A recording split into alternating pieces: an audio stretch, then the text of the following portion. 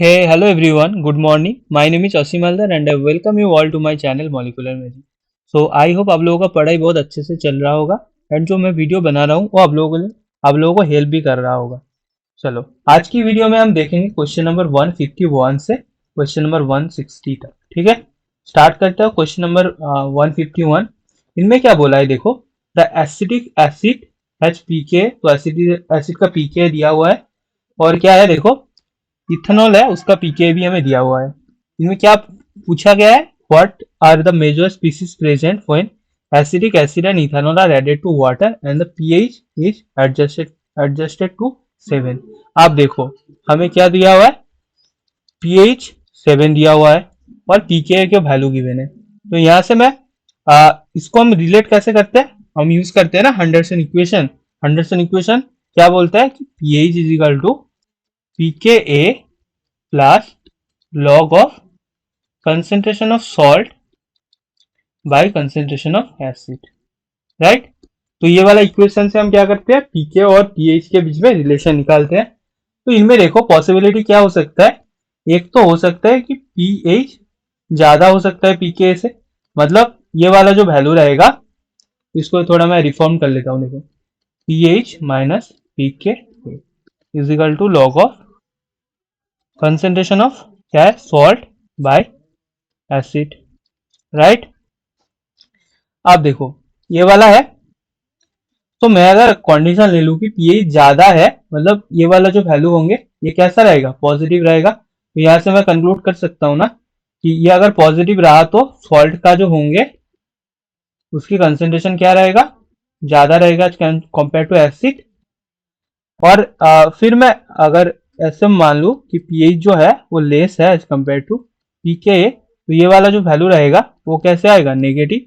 तो उस वाले सिचुएशन में हमें क्या देखने को मिलेंगे, सॉल्ट की कंसेंट्रेशन जो होंगे वो लेस होंगे कंपेयर टू एसिड, राइट। मतलब पीके का वैल्यू अगर कम है तो उन वाले केस में हमें सॉल्ट की कंसेंट्रेशन ज्यादा देखने को मिलेगा, मतलब मेजर स्पीसीज हमें क्या देखने को मिलेंगे, सॉल्ट।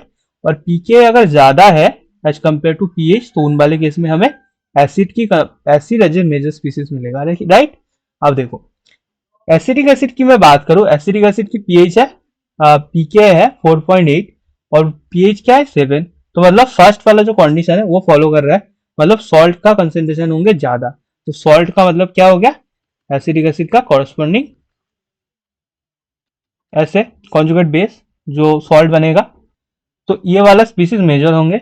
और मैं अगर इथानॉल की बात करूं, देखो इथानॉल की पीके क्या है 16 है और पीएच है 7। तो मतलब सेकंड वाला कंडीशन फॉलो कर रहा है, मतलब एसिडिक फॉर्म में ही रहेगा, जैसे कि ये देखने को मिलेगा हमें। तो ये होंगे आंसर, ठीक है। तो देख लो कौन सा सही है।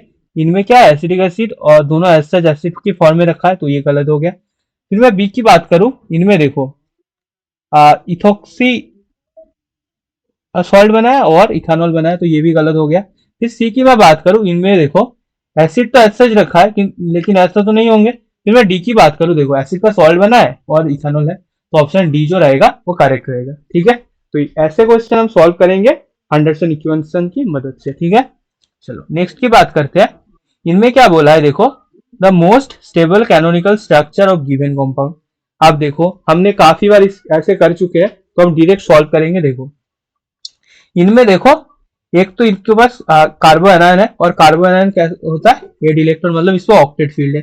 फिर इसकी मैं बात करूं, इनमें भी कार्बो एनायन है और ऑक्सीजन के ऊपर पॉजिटिव है, तो ये भी ऑक्टेट फील्ड है। कैसे है वो मैंने प्रीवियस वीडियो में भी बताया था, मैं सजेस्ट करूंगा एक बार देख लो जाके, ठीक है। फिर मैं सी की बात करूं, सी में क्या है, एक कार्बोकैटायन है, ये वाला है ना कार्बोकैटायन, आई होप अच्छे से विजिबल हो। तो ये है कार्बोकैटायन। तो कार्बोकैटायन मतलब क्या होता है, ऑक्टेट फील्ड नहीं है, इनमें भी ऑक्टेट फील्ड नहीं है। तो इन दोनों को तो मैं हटा देता हूं। ए और बी की बात करते हैं, एक बार इंडिविजुअली इसको देखो तो ये वाला देखो एरोमेटिक है ना, राइट। और ये भी है एरोमेटिक, तो ये दोनों अगर एरोमेटिक बना तो सबसे स्टेबल कौन होगा, बी ऑब्वियसली। तो मैं आप लोगों के लिए क्वेश्चन छोड़ता हूँ, इसका ओवरऑल ऑर्डर बताना मुझे कमेंट पे, ठीक है। चलो नेक्स्ट की बात करते हैं। इनमें क्या बोला है, the potential energy diagram to the right the point X represent. अब देखो इनकी मैं बात करूं, ये क्या है, रिएक्टेंट है। और ये क्या है, प्रोडक्ट है। और इनमें देखो ये जो ये वाला सीन है ना, ये नहीं रहेगा, यहाँ से स्टार्ट होंगे और ये वाला भी नहीं रहेगा और यहाँ से ही स्टार्ट होगा, राइट। तो मतलब अगर हमें ऐसा कुछ दिया है तो ऐसे हम देखेंगे, राइट। ठीक है, तो ऐसे देखना है। अब एक्स की मैं बात करूं, क्वेश्चन में वही पूछा एक्स, तो एक्स होता है ना मैक्सिमम, मतलब highest energy species, highest energy energy containing species, right. और इसको हम क्या बोलते हैं, ट्रांजिशन स्टेट बोलते हैं। मतलब रिएक्शन के दौरान सबसे हाईएस्ट एनर्जी, मतलब सबसे अनस्टेबल जो स्पीसीज बनेगा उसको हम बोलेंगे ट्रांजिशन स्टेट, एंड जिसके थ्रू रिएक्टेंट से प्रोडक्ट बनेगा, राइट। तो ऑप्शन ए को हम मार्क करेंगे। ठीक है, आप देखो ऑप्शन सी की मैं बात करूं, रेजोनेंस हाइब्रिड, जो कि हमें रेजोनेंस में दिखता है, जो कि ऐसे स्टेबल होता है, बहुत अनस्टेबल स्पीसीज नहीं होता, राइट। तो ये तो आंसर नहीं हो सकता। फिर मैं इसकी बात करूं, रिएक्शन इंटरमीडिएट, ये भी स्टेबल होता है as compare to transition state. मतलब ये ना दिखेगा कुछ मिनिमा पे, ये तो मैक्सिमा पे नहीं दिखेगा। मतलब मान लो एक रिएक्शन अगर हो रहा है ऐसे, रिएक्टेंट, यह है प्रोडक्ट, और बीच में कुछ इंटरमीडिएट बन रहा होगा, तो ये मिनिमा पे होगा, ऐसे मैक्सिमा पे नहीं होगा। मतलब ये बनने के लिए भी एक मैक्सिमा पे गुजरना पड़ेगा, फिर जाके ऐसे बनेगा। तो इसको हम बोलेंगे ट्रांजिशन स्टेट, और इसको हम क्या बोलेंगे, रिएक्टिव इंटरमीडिएट, मतलब जो ऑप्शन बी है वो बोलेंगे, राइट। तो ये भी आंसर नहीं हो सकता। फिर डी तो रिएक्टेंट, तो हमें पता ही है, ये तो रिएक्टेंट नहीं हो सकता, तो ये भी नहीं हो सकता। तो ऐसे करके हम ऑप्शन ए को मार्क करेंगे। ठीक है, अब क्वेश्चन नंबर 140 की बात करते हैं। इनमें देखो क्या बोला है, हीट ऑफ हाइड्रोजनेशन हमें पता है कि स्टेबिलिटी देखना है, उसका इनवर्स निकालना है। चलो निकाल लेते हैं। देखो ऑप्शन ए की मैं बात करूं, ए और 3 में देखो क्या है, एंडोसाइक्लिक डबल बॉन्ड है, एंडोसाइक्लिक डबल बॉन्ड है। और इनमें देखो, इनमें क्या है, एक्सोसाइक्लिक डबल बॉन्ड है। तो एक्सोसाइक्लिक डबल बॉन्ड अगर है, तो यहां से मैं बोल सकता हूं कि एक्सोसाइक्लिक डबल बॉन्ड तो ज्यादा स्टेबल होता है as compare to endocyclic double bond for 3 member ring. मतलब कैसे हम एक्सप्लेन करेंगे, देखो एक तो मान लो कुछ ऐसे है, तो देखो इसका इनसाइड का एंगल कितनी है, 60 डिग्री। तो इनसाइड एंगल इतनी कम है, मतलब बाहर के साइड उसका बॉन्ड एंगल ज्यादा होंगे। और इसकी हाइब्रिडेशन की मैं बात करूं, एसपी है, सॉरी एसपी टू है, तो एसपी टू मतलब कितनी बॉन्ड एंगल होनी चाहिए, 120 डिग्री, राइट। तो देख लो ये इनसाइड अगर मैं डबल बॉन्ड को प्लेस करना चाहूं तो 60 से हमें 120 जाना है। लेकिन इनकी मैं बात करूं, इनके बाहर के तरफ एंगल तो ज्यादा है, मतलब हमें मुझे एग्जैक्ट एंगल तो नहीं पता, लेकिन मैं यहाँ से क्वालिटेटिव भी बोल सकता हूँ ना, कि बाहर की जो एंगल होंगे वो तो 60 से ज्यादा ही होंगे, मतलब उससे तो 20 अचीव करना इजी होता है। तो मैं इस वजह से बोल सकता हूँ कि जो एक्सोसाइक्लिक डबल बॉन्ड होता है वो ज्यादा स्टेबल होता है as compare to endocyclic double bond. ठीक है, तो ऑप्शन स्टेबिलिटी निकाल लेते हैं, स्टेबिलिटी देखो, तो 2 का तो सबसे ज्यादा होंगे। फिर मैं इन दोनों की बात करूं, है तो ये डबल बॉन्ड, तो हम डबल बॉन्ड का स्टेबिलिटी कैसे देखते हैं, डबल बॉन्ड का स्टेबिलिटी हमें बेसिकली देखते हैं हाइपर कॉन्जुगेशन से। इनमें देखो कितने हाइपर कॉन्जुगेटिव हाइड्रोजन है, एक ही है बस। इनकी मैं बात करूं, इनमें टोटल देखो ये है 3 और ये 2, तो टोटल 5 अल्फा एच हो गया। तो मतलब 3 उसके बाद आएगा और सबसे पीछे आएगा 1, तो ये तो हो गया स्टेबिलिटी का ऑर्डर। तो एच ओ एच का ऑर्डर क्या रहेगा, 1 का सबसे ज्यादा, फिर आएगा 3 और सबसे पीछे आएगा 2। तो ऑप्शन आप देख लो, 1 फिर 3 और 2, तो ऑप्शन ए हो गया सही आंसर। ठीक है, ऐसे करके हम मार्क करेंगे और आगे बढ़ेंगे। इनमें देखो सेम पूछा है हीट ऑफ हाइड्रोजनेशन, तो हम डायरेक्टली निकाल लेते हैं। देखो इनमें टोटल क्या है, टोटल 10 अल्फा एच है। इनकी मैं बात करूं, इनमें टोटल देखो 2 और 3, टोटल 3 अल्फा एच है। और इनकी मैं बात करूं, इनमें टोटल 4 अल्फा एच है। तो स्टेबिलिटी की मतलब मैं डायरेक्टली लिख रहा हूं, देखो तो सबसे पीछे कौन आएगा, स्टेबिलिटी वाइज सबसे ज्यादा 1 रहेगा।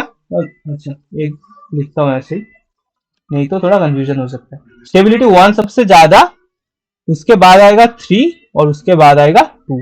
तो एच वाइज क्या रहेगा, हीट ऑफ हाइड्रोजनेशन का ऑर्डर 2 का सबसे ज्यादा, फिर आएगा 3 और फिर आएगा 1। अब देख लो इनमें तो 1 2 3 गलत, 3 सबसे ज्यादा गलत, 2 सबसे ज्यादा, फिर 3 और 1, तो ऐसे करके ऑप्शन सी हो जाएगा करेक्ट, मतलब ऑप्शन डी जो है गलत हो गया। तो ऐसे करके ऑप्शन सी को हम मार्क करेंगे और आगे बढ़ेंगे, है ना। अब क्वेश्चन नंबर 156 की बात करते हैं। इनमें देखो क्या बोला है, Which of these structure is practically not valid canonical structure for formaldehyde? अब फॉर्मेल्डिहाइड देखो दिया हुआ है, तो हम जब ऐसे पाई बॉन्ड होता है उसको कैसे तोड़ते हैं, जो इलेक्ट्रोनेगेटिव एटम होता है, मान लो इसमें कार्बन और ऑक्सीजन, तो हमें पता है कि ऑक्सीजन का इलेक्ट्रोनेगेटिव ज्यादा होता है, सॉरी, तो बॉन्ड ऐसे हम इस तरफ तोड़ेंगे, कार्बन के ऊपर नेगेटिव, कार्बन के ऊपर लगाएंगे पॉजिटिव और ऑक्सीजन के ऊपर लगाएंगे नेगेटिव, मतलब बॉन्ड हम तोड़ेंगे ऐसे, राइट। तो मतलब ऑक्सीजन के ऊपर आएगा नेगेटिव और कार्बन के ऊपर पॉजिटिव, तो ये वाला सही है। लेकिन इसकी बात करूं, देखो इसको ऐसे तोड़ा है जो कि पॉसिबल नहीं है, इस तरफ तोड़, मतलब इस वाले बॉन्ड का इलेक्ट्रॉन कार्बन के ऊपर लाया, जो कि प्रैक्टिकली नॉट वैलिड। तो यहाँ से मैं बोल सकता हूँ कि ऑप्शन 3 जो रहेगा वो वैलिड नहीं होंगे, मतलब ऑप्शन सी रहेगा करेक्ट आंसर। वही तो पूछा है ना, प्रैक्टिकली नॉट वैलिड, तो ऐसे करके हम ऑप्शन सी को मार्क करेंगे। फिर 156 की बात करते हैं। इनमें देखो, इनमें भी देखो नाइट्रोजन के पास नाइट्रोजन 4 बॉन्ड बना चुके हैं, तो यहां से क्या हो सकता है कि ये वाला जो पाई बॉन्ड है ये क्या कर रहा है, प्लस माइनस आई से अपने तरफ इलेक्ट्रॉन पुल कर रहा है, मतलब इसके ऊपर क्या आएगा, डेल नेगेटिव। तो मैं एक चीज मैं यहां से बता सकता हूँ कि ये वाला जो कार्बन है इसकी इलेक्ट्रोनेगेटिविटी कम होंगे as compare to this carbon. क्यों? क्योंकि माइनस आई से इलेक्ट्रॉन पुल कर रहा है, मतलब इसमें डिफिशियंसी बना रहा होगा, और डिफिशियंसी मतलब मोर इलेक्ट्रोनेगेटिव है ना। ऐसे मैं कैसे बोल सकता हूँ, ऐसे मैं बोल सकता हूँ ये देखो, तो जो कार्बोकैटायन होता है उसका इलेक्ट्रोनेगेटिव ज्यादा होता है कंपेयर टू न्यूट्रल एटम। तो बस इसी वाले कंसेप्ट को इनमें, हाँ ये बात है कि इनमें टोटल पॉजिटिव चार्ज तो नहीं है, डेल पॉजिटिव तो है ना, तो इस वजह से क्या होंगे, इसके तरफ इलेक्ट्रॉन, मतलब ये वाला बॉन्ड जो रहेगा वो इसके तरफ टूटेगा ऐसे, ये अगर टूटा इसके ऊपर पॉजिटिव चार्ज आएगा, मतलब सिमिलरली ये ऐसे आएंगे और इसके ऊपर पॉजिटिव बनेगा। तो इसके कॉन्जुगेट स्ट्रक्चर में अगर बनाऊं, देखो कैसे बनेगा, ये ऐसे था, मैं पहले क्या करता हूँ, सिग्मा बॉन्ड की फ्रेम बना लेता हूँ। क्यों? क्योंकि सिग्मा बॉन्ड कभी चेंज नहीं होता रेजोनेंस के दौरान, है ना। तो ये वाला नेगेटिव बना, एक कार्बन कम हो गया शायद, हाँ एक कार्बन कम हो गया ना, तो उसको भी ले लेते, इसको हटा लो, ये ऐसे, राइट। और एक सेकंड, ये डबल बॉन्ड भी हटाना चाहिए फिर तो। देखो इसके ऊपर बना नेगेटिव, ये बना डबल बॉन्ड, और इसके ऊपर आया पॉजिटिव चार्ज। ये देखो एग्जैक्टली ये वाला स्ट्रक्चर है ना 2। फिर मैं 3 की बात करूं, इसको हटा देता हूं। फिर मैं 3 की बात करूं, देखो 3 में क्या है, ये नाइट्रोजन के ऊपर 5 बॉन्ड बना है, जो कि प्रैक्टिकली नॉट पॉसिबल है। क्यों? क्योंकि नाइट्रोजन की जो कोवैलेंसी होता है मैक्सिमम 4 पॉसिबल है, तो ये वाला स्ट्रक्चर नॉट वैलिड। तो ऐसे करके हम ऑप्शन 3 को मार्क करेंगे, ठीक है। तो कैसे किया समझ में आया? चलो नेक्स्ट पे चलते हैं। नेक्स्ट क्वेश्चन की बात करूं, इनमें भी देखो फिर से वही कैनोनिकल स्ट्रक्चर, मतलब रेजोनेंस स्ट्रक्चर की स्टेबिलिटी हमें देखना है। देखो पहले हम ऑक्टेट देखेंगे। इनमें देखो नेगेटिव चार्ज है, मतलब इनमें कार्बन के ऊपर नेगेटिव चार्ज है, इनमें ऑक्सीजन के ऊपर नेगेटिव चार्ज है, लेकिन इसमें देखो कार्बोकैटायन है, तो ये वाला सबसे अनस्टेबल होगा, क्योंकि कार्बोकैटायन ऑक्टेट फील नहीं होते, तो 2 सबसे अनस्टेबल होंगे। फिर 1 और 3 की मैं बात करूं, देखो नेगेटिव चार्ज की पोजीशन देख लो, इनमें ऑक्सीजन के ऊपर, इनमें कार्बन के ऊपर, तो ये वाला लेस स्टेबल होंगे, मतलब 2 से पहले आएगा 1 और सबसे स्टेबल कौन होगा, 3। तो ऑप्शन देख लो कौन सा सही है, 3, 1 और 2 है। तो ऐसे करके हम ऑप्शन बी को मार्क करेंगे, ठीक है। अब नेक्स्ट क्वेश्चन की बात करते हैं। इनमें भी सेम वही पूछा है कि स्टेबल कैनोनिकल स्ट्रक्चर। तो देखो ये कार्बोकैटायन है, ये कार्बोकैटायन है, और इनमें ऐसे कार्बोकैटायन नहीं है ऑक्सीजन के ऊपर पॉजिटिव चार्ज है। देखो इसको ऑक्सीजन के ऊपर पॉजिटिव है, मतलब इसको आ, सबसे अनस्टेबल मत बना देना। क्यों? देखो इनमें देखो ऑक्टेट फील्ड है, कैसे, ऑक्सीजन के पास होता है ना एक लोन पेयर, तो दो लोन पेयर होता है, एक तो ऐसे दे दिया और एक है उसके बाद, तो टोटल इसकी इलेक्ट्रॉन काउंट करो, देखो टोटल 8 आएगा। कैसे? ये वाला 2 2 और ये पाई वन में 2 और सिग्मा वन में 2, तो ऐसे करके 8, मतलब इसका ऑक्टेट तो फील्ड है। तो ऐसे मैं बोल सकता हूँ कि 3 का तो सबसे ज्यादा स्टेबल होंगे। फिर 1 और 2 की बात करूं, इनमें देखो इनमें क्या है, एक सेकेंड,